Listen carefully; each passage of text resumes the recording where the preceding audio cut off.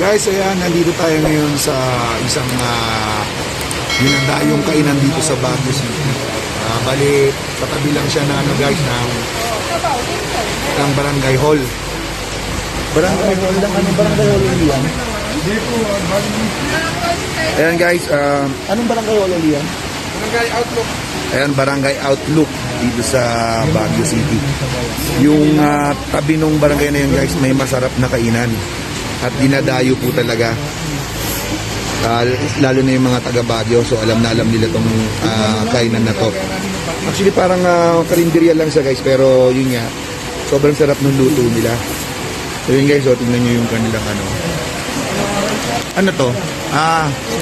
Sinanglaw. O tapos Ito yung knuckles ng baka. Ayan guys, knuckles ng baka yung nandun. Ito naman po yung sinanglaw nila.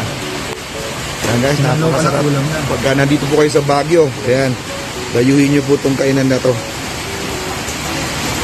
Ayan, napakasarap po. At marami pong kumakain dito. Ayan guys, pinopromote ko na. I-endorse ko na yung kainan na to. Barangay Outlook. Karinderya sa gilid ng Barangay Hall. And guys, tara, kain tayo, samahan nyo kami.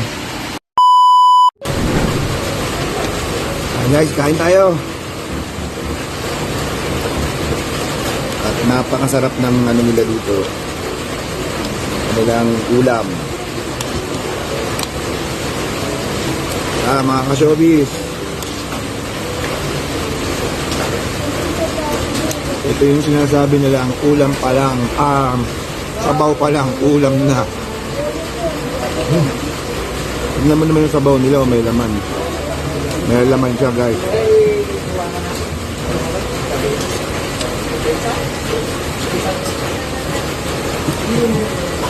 Ayun no, kagat ko yung malaking tipak ng sili.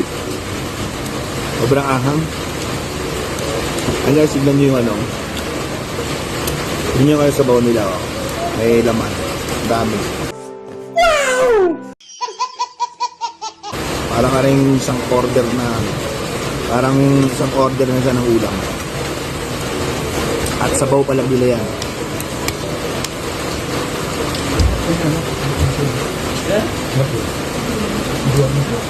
Yung anong tawag nila? Ito. Ano din yan? Hata? Alin? Ate yan? Anong pata nga? Ang pangalan ng menu? Adobo. Adobong pata. May ibang tawag pa sila dito.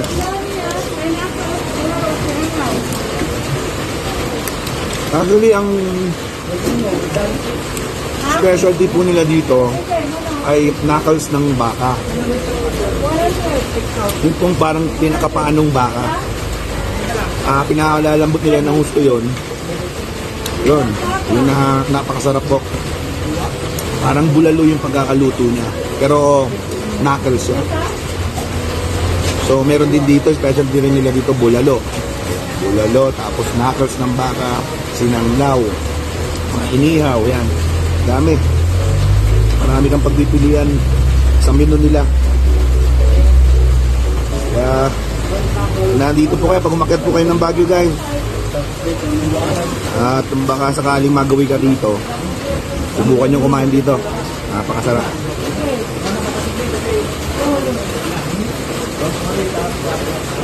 Ayan no, sabaw pa lang, lampo na.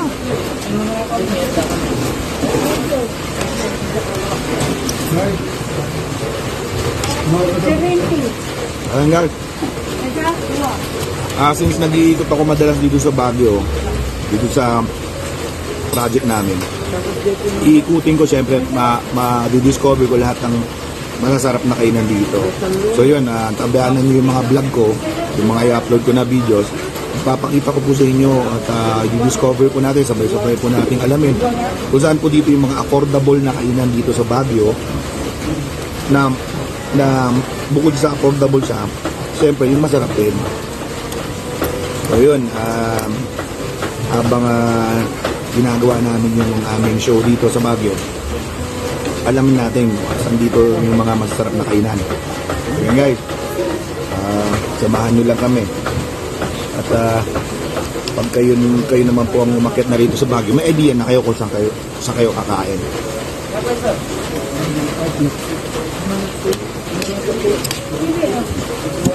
Na hindi kayo mapapagastos ng malaki.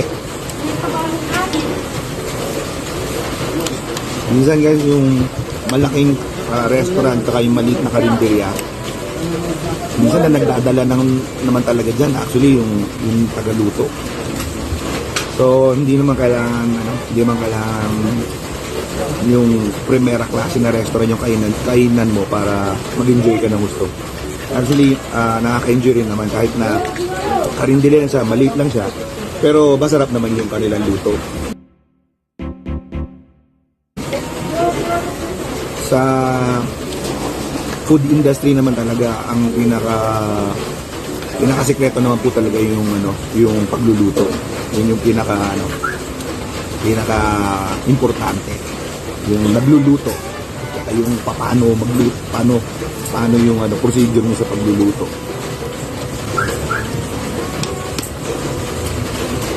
Doon na sumasarap ang pagkain. Baga sa chef yung nagdadala.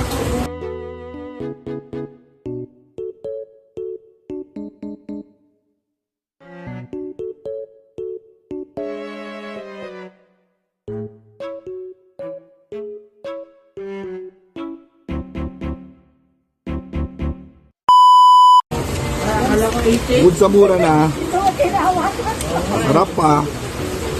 Ang dami pa nung serving nila. Ang dami yung servings nila. Yung serving nila ba, guys? Sobrang dami. Nalo. Ayan po. Yan yung taba na yan. Yan guys, yung taba ng pata ng baboy na yan. Naku! Diyos ko po. Yan yung pinaka masarap na parte. Ang pata ng baboy.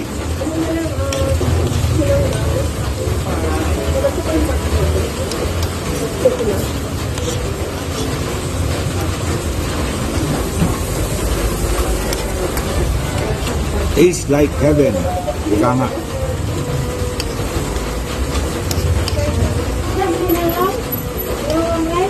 Lalagyan mo pa ng sauce. Yung sauce na malapot. Ay, saan ka pa? Kundi happy tummy.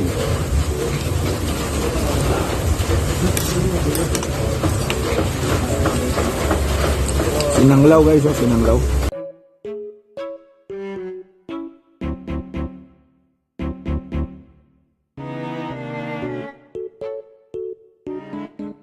Dito lang yan sa Barangay Outlook.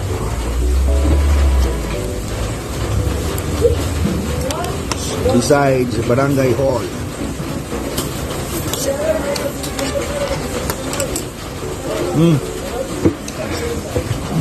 Hey mas, sabi nga ng mga taga rito, hey mas, ibig sabihin nun, masarap.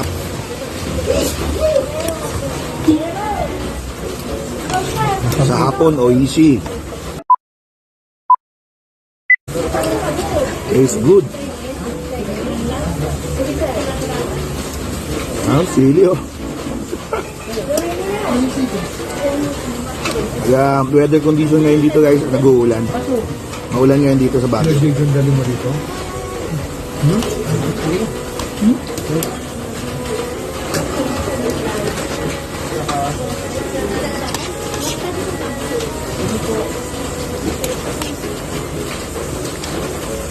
Bukod sa malamig na, nag-uulan pa. Si Jay ito.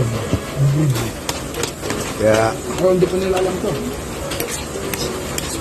kailangan jacket. Hindi mo dyan pwede bumaba. Hindi sila pwedeng nakalock in sila eh. Tayo lang ang pwedeng mag-ganito.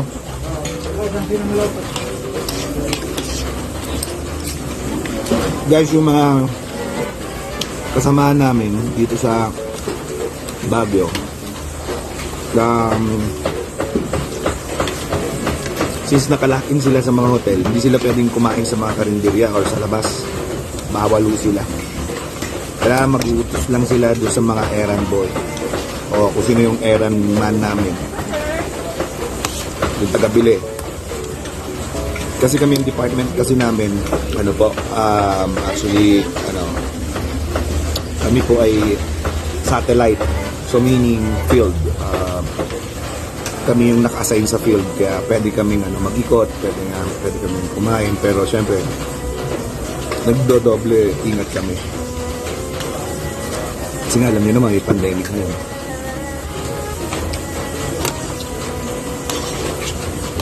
Mahirap mahawa. So kami lang makaka-experience lang nito. Kain sa labas.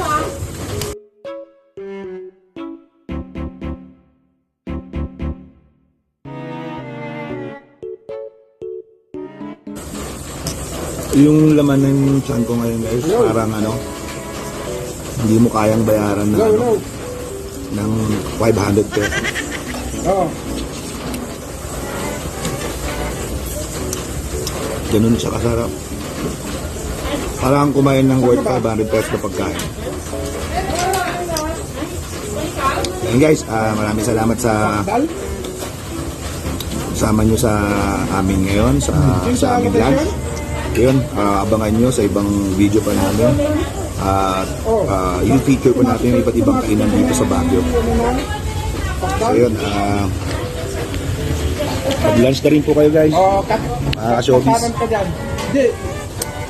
At kami noon po yung mag-o-ocular pa. Kasama yung Di ba yung sa may simbahan, di ba? unang batch na umakyat dito sa Baguio. Yung aming shooting team. Diretso ka pa. Yan guys. Salamat. Mga ka-showbiz, day 2 dito sa may sa Outlook, Barangay Outlook. So ayan, kumakain ulit tayo. Ayan po yung kanilang dinakdakan version. At saka yung kanilang pinakbet. Ayan guys.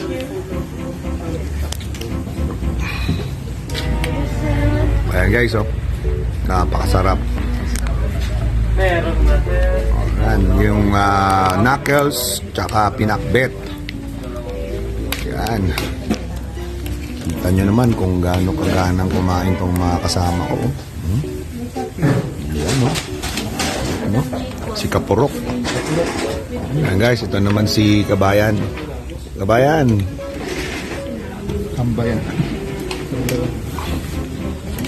Yan guys. Napakasarap lalo na yung may bone marrow nung knuckles. Yan, sarap niyan. Taste heaven yan.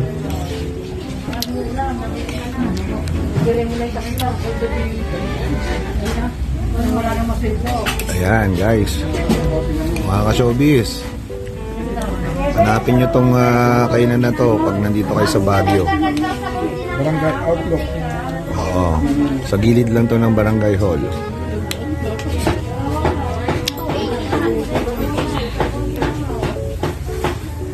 Bukod sa masarap na, mura pa, malinis pa guys. Yes, ma'am. Tsaka dami kumakain dito. Mga locals, tsaka mga dayo na rin, mga turista. Mga vlogger, ayan, dito na rin kumakain mga vlogger. Ayan guys, kain tayo. Tapos lakad tayo mamaya.